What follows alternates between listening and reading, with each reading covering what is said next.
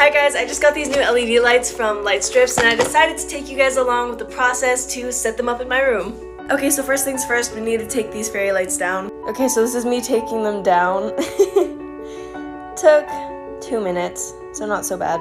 Okay, I just broke the fairy lights, so perfect timing. Still pretty sad though, now I can't use them. So I've recruited my brother's help, but he doesn't want to be shown on camera, so. So the setup was really easy. You just peel the blue in the back and then you just stick it to your wall. So we did that all around my room.